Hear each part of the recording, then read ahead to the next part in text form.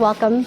I'm Cinnamon. I'm the perennial buyer here at Summer Winds, and I'm going to talk a little bit about maples. The Japanese maples specifically come in different colors. Starts with their leaves. Some of them you can see will have like a little, not true flower, but it has like a little flower, inconspicuous type flower. The leaves are fascinating because, they leaf out. You can see, because when we get the trees in February, there's no leaves at all on them. We just see the names. And so it's kind of really fun for us because when they start leafing out, because then you actually see their true beauty of each one is so. And then in the fall, when they change the colors in the fall, that's where they put on their showiest, spectacular, like some of them are, anywhere from yellow, orange, red, green, different colors. And then they, of course, are deciduous trees, so they lose their leaves. Some of the things I'll talk about today are going to be light, how they grow, soil, water, if you can put them in containers, fertilizers, different forms, and then also how to prune. Pruning is all part of taking care of them and when would be appropriate time to do that. Lighting. So most Japanese maples want shade. When you find them in nature, they're understory, under canopy trees that grow under larger trees. When I say they want shade, that means morning light. So your east facing light. So you'll get morning light until noon, and then you'll get shade for the afternoon. So a lot of times when we talk to people about their yards, when they come to us and say, like, we're looking for certain things, we tell them, what kind of sun do you guys have in your yard? Because it'll help you put the appropriate plants. Now, with that said, as many of you know, sometimes I can tell you everything that you need to know and you can put it there and it doesn't work. It's just plants do those funny, tricky things. In this area, in the Bay Area, they will grow, and different varieties will grow in full sun. So we have one specifically like the Bloodgood that we'll recommend to people to put in full sun, which would be your afternoon sun, which would be from noon until dinner. That's when you get your hottest sun of the day. If you look at some of the leaves, you can see why they will do better in the sunlight versus the shade. And it's because the leaves are bigger and they hold more water. The darker the leaf, sometimes the better for the sun.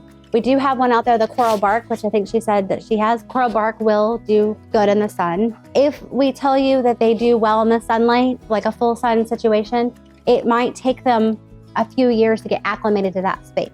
They are very slow growing trees. Some of the bigger ones take anywhere from 5 to 10 years to get to the bigger heights. If you want something that's going to be, big and spectacular in your yard, it's going to take many years for it to get big, if that's the type of tree you get. A lot of them will be different heights that they will grow to. You can get some that will grow like 3 to 5 feet. Some of them will get anywhere from 10 to 15 feet, depending on the type of trees. Because they're slow growing trees, you can put them in containers. You don't have to necessarily put them in the ground and put them in, we call it bonsaiing them. You're familiar with bonsaiing? You keep them in a container so that they can, stay in that space. So I have a few that are in to kind of give you an idea, like you can put those in the pots and they can stay in there for several years without having to take them out to repot them. I do believe that once you put them in those containers for several years, you still want to make sure that you give it the right soils and the right fertilizers throughout the time and watering it appropriately too. Some of the soils that you would use for Japanese maples is that they are acidic loving plants. So that means they want an acid to their soil. In the Bay Area, our soil is very hard. So a lot of the conversations that we have with our customers are, you need to amend your soil. So you want to make sure that when you go to dig it up in the ground or you put it in the container, that you use an acidic soil, which our acidic soil that we sell here, and you will see other brands, because I know next door they also have an acid-loving soil. You want to look for the acidic soil. Acidic soil is Azalea camellia, and then ours also will say acid on there. We recommend that when you dig it up in the ground, what you're doing is you're going to dig that hole, and when you dig it, you're going to go 1.5 deep and 1.5 wide from the size of the pot that you were purchasing. When you put it down in that hole, you want to take what the existing soil was, which would be your hard clay, and then your new soil that you purchased with the Azalea camellia acid-loving soil, and do 50-50. You want to mix it in real good because you still want the natural soil that you have there, and you want the new soil to help those roots kind of grow quicker. Because if you just put it in the clay and put the clay back, it's going to take even longer, which they're already slow growing, longer process for those roots to kind of break through and get through to that. We definitely recommend that for the soil. In the container, same thing. You're going to put your acid-loving soil in there. Now, if you go to water your tree, which we just talked about watering. Watering is very important. A lot of people don't realize, especially for a new plant, how much water you're gonna give that plant. We recommend, so that you can kind of visually see, if you buy something that's gonna be in this pot, we tell you twice the amount of water in the very beginning for the first growing season, which would be whenever you buy it, so spring through summer, fall through winter. You're gonna do twice that size of amount of water, and you're gonna do it in the winter it's every 4 to 5 days, in the summer it's every 3 to 4 days. You wanna make sure that those roots, all the roots get the water. So if they're not all getting the water, then you're only gonna have the tree do half of what it needs to do. All plants, because the roots are the only way it takes up its nutrients and its water is through its roots, like that's their mouth. So you gotta make sure that it's equally dispersed to all of it. So that being said, if you buy a 24-inch box, then you're gonna need 48 gallons of water to water that tree when you first get it. Now, as the growing season goes, you're gonna go out longer. I would say in containers is gonna be a little bit different because in the summertime, they dry out faster.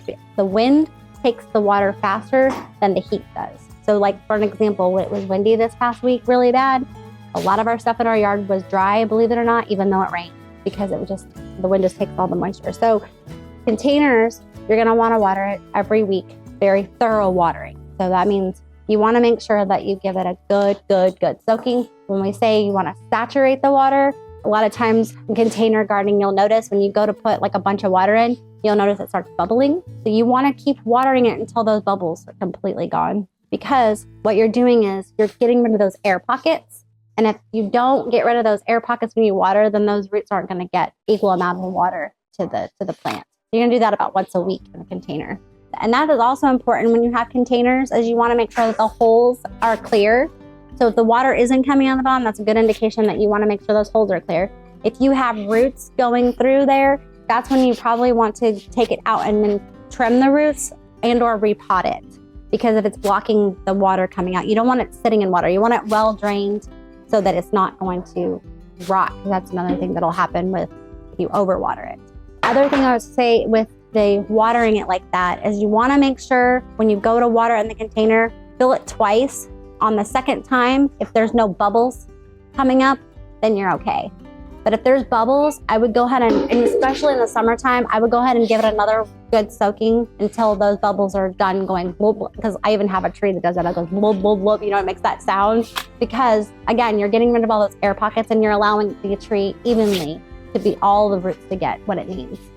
In the ground, you're gonna wanna water it once a week and you wanna go a good deep water. Now, they're not deep rooted trees like you have some of the bigger trees. They are more shallow. When you do that, we're talking like 20 to 30 minutes on a drip system, 30 minutes at least on a drip system. Sometimes you can water in the morning, but you wanna do it in the evening after the full hot sun, because during the day, when you do it in the full hot sun, in the middle of the day, then sometimes the water just gets taken up to the air a lot quicker because it's hot in the air and so forth. So evening water, saw somebody say something about golden hour. Do it in the golden hour. So as your sun is going down, that's when you want to water your trees. The other thing that we're going to talk about is fertilizers. You do want to fertilize your Japanese maples in the ground or in a container. You only want to do it in the springtime. You're going to wait until the temperatures are about 50 degrees at night, and then you're going to give it the fertilizer. One of the fertilizers we recommend is the Happy Frog fertilizer, which all of the summer ones sell. Whenever we recommend fertilizer, we always tell you it has wonderful information on the back of the bag that tells you, because everybody has a different size tree. And so it'll tell you per size of gallon or in the ground how much of the fertilizer to put on there. You only need to do that once, and that's in the springtime. You don't need to do it any other time of the year. You're gonna want to fertilize them spring, summer, fall. So with these, they only want a one-time seeding for the year.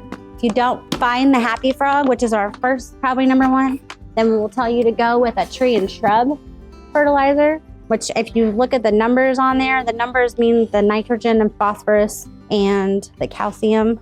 Again, Azalea camellia are acid-loving soil, also are acid-loving food. So if you already have this is great, because then you can give it to all your blueberries, hydrangeas, other acid-loving camellias, and your azaleas. So that's the nice thing about these fertilizers. The reason you only have to do it once is because they're long-acting. They're not something that's going to be like a Miracle-Gro.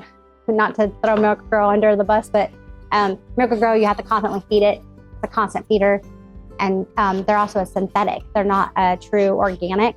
So With the organic fertilizers, they're long acting and they break down slower, so they're giving it throughout the year, the food. Pruning them, they recommend that you only prune them twice a year. Once would be in the springtime when they leaf out. So once they leaf out, you'll start to notice that not all the branches are alive. And that might not be the case either, but you'll see like one branch might, let's say this is no longer living and then everything else is green. That's when you want to prune off the dead piece so it's not unsightly. You don't want to do it flush to the skin of the tree.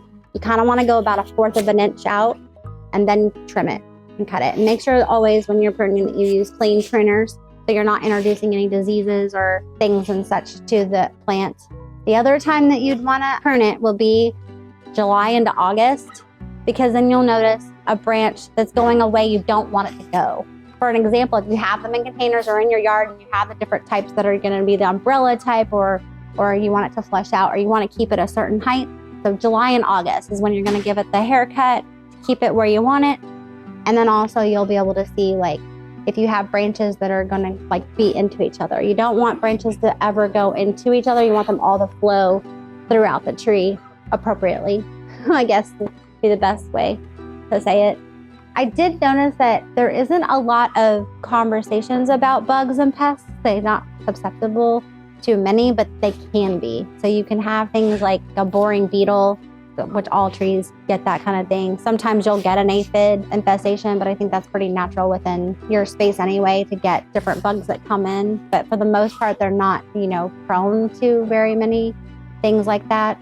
The other thing that I tell people too is like, I get a lot of conversation in the summertime when it's like 90 degrees and it's hot. They think their maple's dying because all the leaves shriveled up. It's not dead. It's just that their leaves are so thin, they don't hold a lot of water, that it's like an incinerator, like a little oven. And so they tend to get cooked by those. That's when you want to make sure you are definitely watering it thoroughly in the summertime so that it doesn't do that as bad. It's not that it's going to save it from doing it, but it will do it. Like I said, it doesn't kill the tree, just kills the leaves.